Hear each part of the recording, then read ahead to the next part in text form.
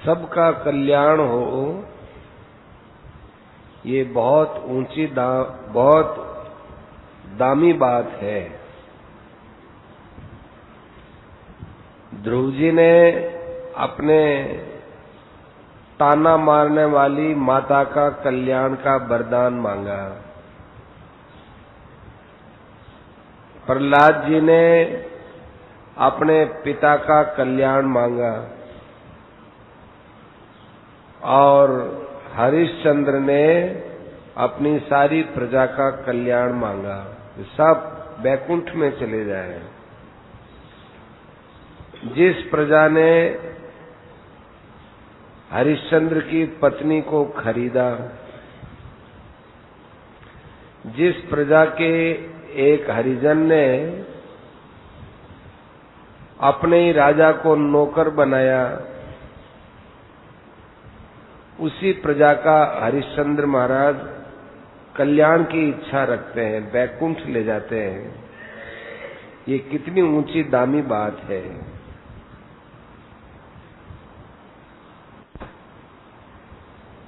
सबके कल्याण के लिए हम लोगों को भगवान का प्रेमी होना चाहिए। भगवान प्रेम के वशीभूत होकर सब कुछ करने के लिए बाध्य हैं। भगवान अपने मन का काम न करके अपने प्रेमी भक्त के मन का काम करते हैं। इसलिए अपने को भगवान से कुछ न चाहकर उनका प्रेम मांगना चाहिए। संसार में किसी प्रकार की इच्छा रखते हुए भगवान का भजन किया जाता है तो वो भगवान का अपमान है। भगवान संसार की चीज देने में कोई कमी नहीं रखते हैं। अपनी दृष्टि से हम उनसे कामना करके उनका अपमान करते हैं। इसलिए मांगना ही है भगवान से तो भगवान का प्रेम मांगना चाहिए और बड़े प्रेम के लिए व्याकुल होकर के विरह से भगवान से प्रार्थना करनी चाहिए। और कीर्तन भजन तो आपके हिसाब से करो, पर श्री कृष्ण गोविंद हरे मुरारे ये कीर्तन खूब आनंद के साथ करना चाहिए। भगवान का ध्यान करते हो तो ये मानना चाहिए कि मैं ध्यान नहीं कर रहा हूं, मेरे सामने कृपा करके भगवान प्रकट हो गए हैं। आप ये सोचते होंगे, देखो बहुत कीमती बात है भैया, आप ये सोचते होंगे कि हमारे ध्यान में जो भगवान आते हैं वो तो हमारे मन से बनाए हुए हैं और असली भगवान तो जो आएंगे तब होगा। ऐसे भगवान में भेद नहीं रखना चाहिए। हमारे ध्यान में जो भगवान आते हैं वो साक्षात ही है। उनका साक्षात स्वरूप समझ करके प्रेम में मग्न होना चाहिए। सुतीक्ष्ण जी महाराज भगवान की भक्ति करते हैं, ध्यान करते हैं, तो उनको बड़ा आनंद का अनुभव होता है और वे कहते हैं, नाथ सकल साधन कर हीना, कीनी कृपा जन जान दीना, कीनी कृपा जान जन दीना। मैं तो महाराज सब साधनों से रहित था, आपने मुझे कृपा का पात्र समझ करके आपने दर्शन दिया। ऐसे भगवान के दर्शनों का भार भगवान पर डालना चाहिए।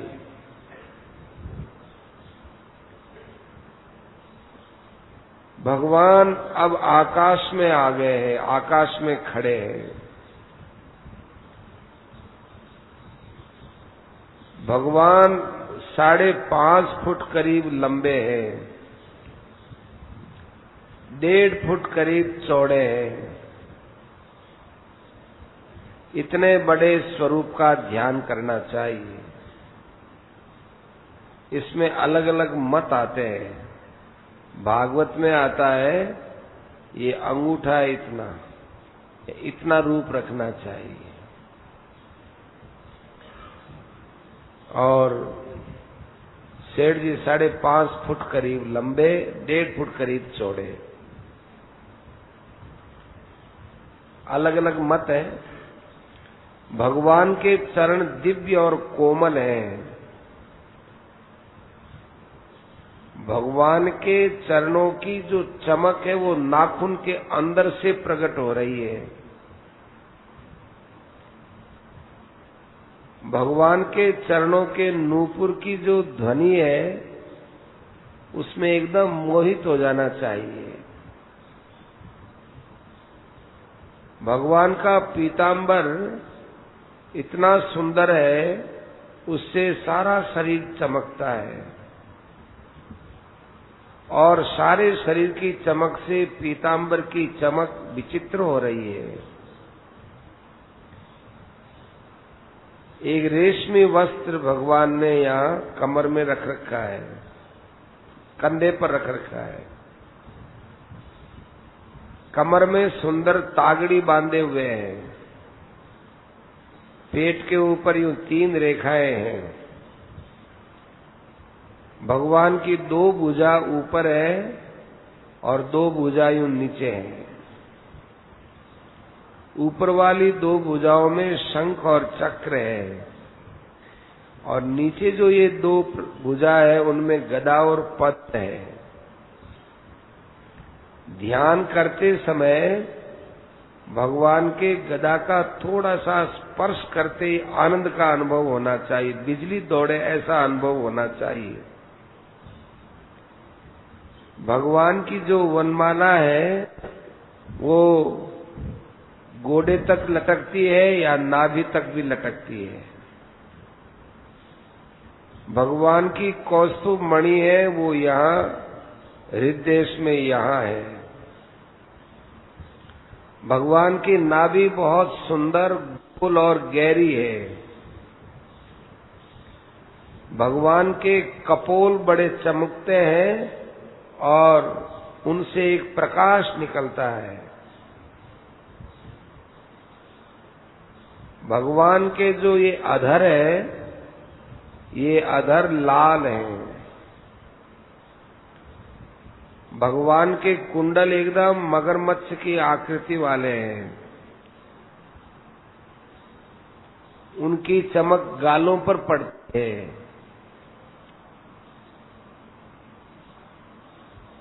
भगवान के संपूर्ण श्री विग्रह से दया और उनका प्रवाह बह रहा है।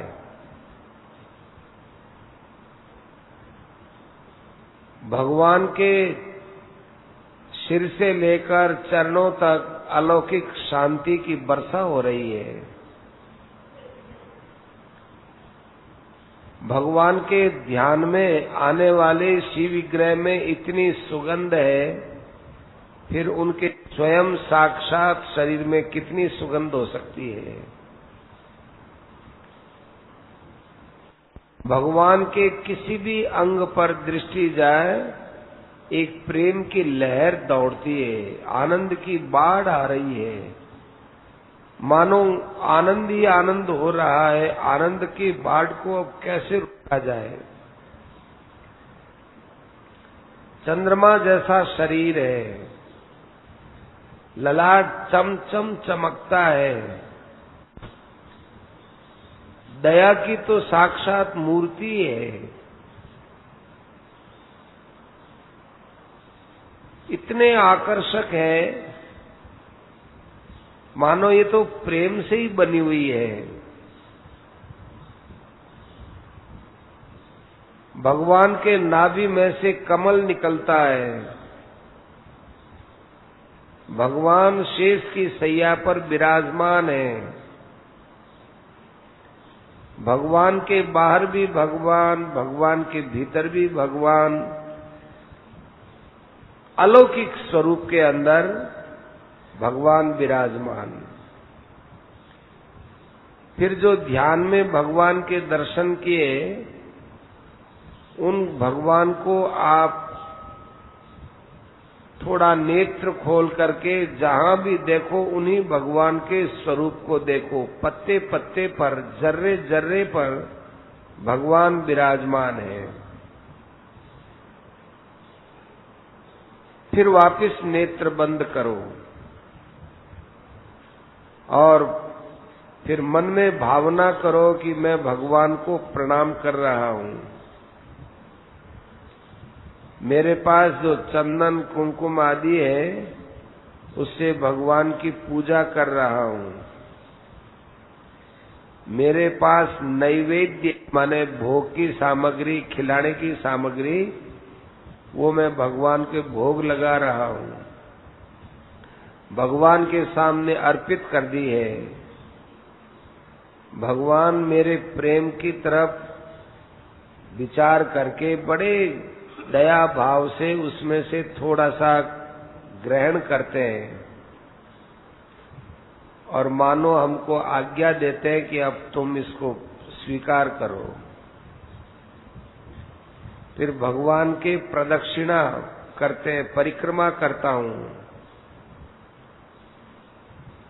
और खूब रोते बिलखते भगवान के चरणों में अपने को अर्पित करता हूं और ये कहना चाहिए कि हे प्रभु, आप तो रस स्वरूप है, आनंद स्वरूप है, आपके शरीर से प्रेम चू रहा है, आप साक्षात नारायण भगवान हैं। मैं एक आप ही का हूं, आपके शरण में पड़ा हूं। प्रभु मेरी गलतियों को आप मत देखिए, आप अपने दयालु स्वभाव को ही देखिए। भरत जी ने कहा कि नहीं निस्तार कल्प सत मोरी, मेरा 100 कल्पों तक अपने पापों से उद्धार होने वाला नहीं। ऐसे अपने को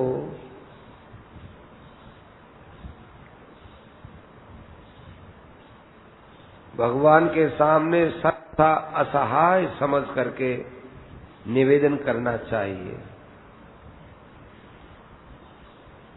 फिर ये भावना करनी चाहिए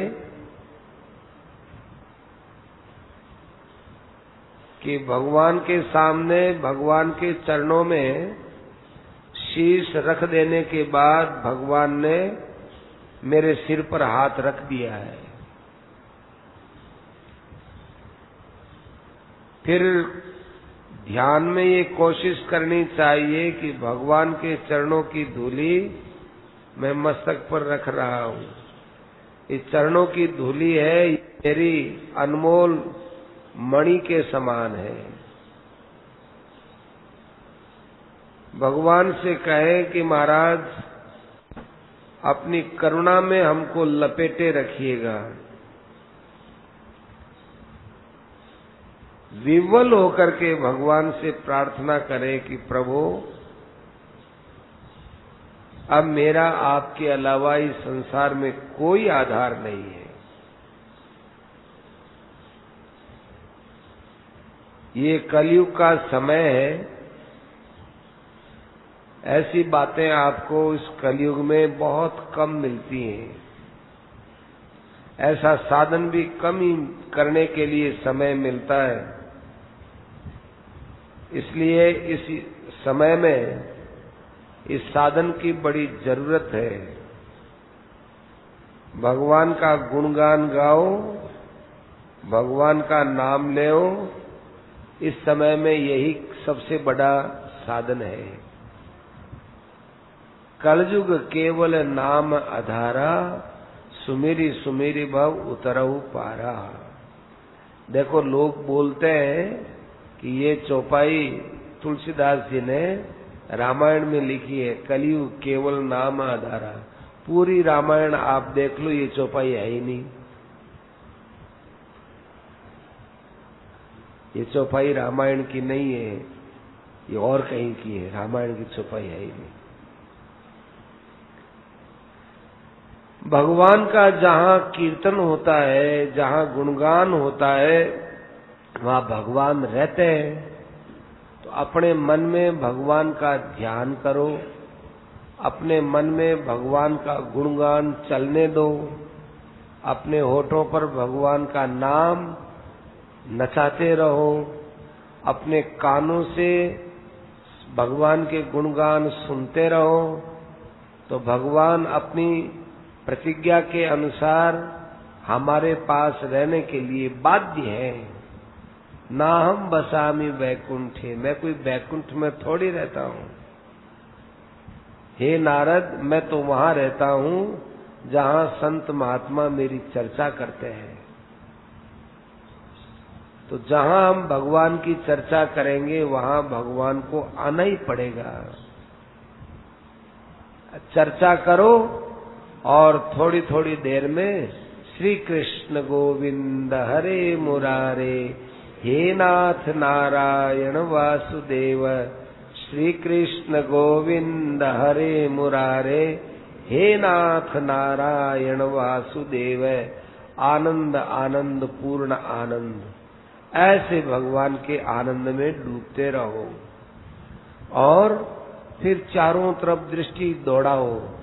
अच्छा, हमने भगवान को ध्यान में चतुर्मूर्ति के रूप में दर्शन किए थे, अब ये देखो भगवान पक्षी बने हुए उड़ रहे हैं, देखो ये भगवान पशु बने हुए चल रहे हैं। वाह भगवान, हम आपकी महिमा जानते ही नहीं थे, आप ही सब कुछ बने हुए हैं। आप ही वृक्ष हैं, आप ही दूब है, आप ही घास है, आप ही स्थावर है, आप ही जंगम है, सब कुछ आप हैं। ऐसे हर स्वरूप को देख देख करके आनंदित होते रहो। जैसी आपकी भावना होती है वैसे अंदर आपको उसका फल मिलता है। कोई पक्षी आवाज करते हो तो उन आवाज को बड़े प्रेम से सुन करके उसमें से भगवान का नाम कीर्तन जोड़ दो। कोई कुछ भी बोलता है, हर ध्वनि के साथ भगवान के नाम को जोड़ा जा सकता है। तो किसी की भी आवाज आए, चाहे मोर बोले, चाहे पक्षी बोले, दूसरे बोले, उनको सुनकर के ये भगवान का नाम बोल रहा है, ये भगवान का नाम बोल रहा है। गाय की आवाज तो भी भगवान की आवाज, ऐसे करना चाहिए। कीर्तन करते समय में आपके रोम रोम है ये सब उल्लसित होने, खड़े हो जाने चाहिए। तब समझना चाहिए कि अब भगवान ने हमको कीर्तन करने का आनंद दिया है। पक्षी को देखो तो समझो कि भगवान के रूप में ये पक्षी कीर्तन कर रहे हैं। ऐसे ध्यान में मस्त वे कीर्तन करो। और कीर्तन करो इतना ही नहीं है, ध्यान में मस्त रहते हुए आप भोजन करो। आप ये समझो कि भगवान मेरे साथ सदा है, मेरे आंखों में है, मेरे साथ है। जैसे कोई आपका मित्र हरदम आपके साथ रहता है, उसको अपने साथ मानते हो, ऐसे भगवान को अपने साथ मानो। प्रेम में हर वक्त भगवान को अपने पास खड़ा देखो। प्रेम बड़ी विचित्र चीज है। प्रेम में यदि अश्रुपात होता हो तो वो अश्रुपात किसी को बताओ मत। भगवान को ही कहो कि प्रभु कितनी कृपा है आपकी, कितनी कृपा है। इस अश्रुपात से भगवान की कृतज्ञता को बार बार याद करो कि हे प्रभु, मैं इतने लायक नहीं जितना प्यार आप हमको देते हो। हे प्रभु आपकी बड़ी कृपा है, हे प्रभु आपकी बड़ी दया है, हमें आप देख रहे हो। ऐसे करते करते भगवान की लीला में घुस जाओ। और ये समझो कि पहले जो भगवान ने लीला की थी वो तो औरों के लिए की थी, अब मुझे साथ में रख लिया, ये लीला भगवान मेरे लिए कर रहे हैं, ये लीला भगवान मेरे लिए कर रहे हैं कि मैं भी शामिल हो जाऊं। ऐसे भगवान यहाँ मक्खन चोर रहे हैं, भगवान बंसुरी बजा रहे हैं, भगवान दौड़े दौड़े माँ की गोद में जा रहे हैं, भगवान न जाने क्या क्या जितनी जितनी लीला कर रहे हैं वो मेरे लिए कर रहे हैं। ये भगवान भोजन कर रहे हैं तो मुझे भोजन करने की लीला दिखाते हैं। ये प्रेम अत्यंत शुद्ध है, ये प्रेम दिव्य है, यह प्रेम चेतन स्वरूप है। भगवान का जो प्रेम होता है वो अनिर्वचनीय होता है, उसको कोई कह नहीं सकता है। कैसे कहे? संसार का प्रेम तो क्षीण होता चला जाता है। आज हमारा किसी से प्रेम है तो फिर उसका प्रेम कम हो जाएगा। भगवान का प्रेम तो उत्तरोत्तर बढ़ता रहता है। प्रेम को कोई कह ही नहीं सकता है। इस प्रेम में तो आनंद बरसता रहता है, क्योंकि प्रेम और आनंद ये दो चीज नहीं है, प्रेम और आनंद एक ही है। ऐसे ही प्रेम और चेतना ये भी दो नहीं है, क्योंकि इस प्रेम में चेतना की प्राप्ति होती है। चेतना बोलते हैं ज्ञान को, ज्ञान प्राप्त होता है। जिन भगवान में प्रेम हो रहा है वे भी चेतन, और जो प्रेम हो रहा है वो भी चेतन। इस प्रकार प्रेम में मस्त रहना चाहिए और मस्त रह करके विचरण करना चाहिए। ऐसी सुंदर बातें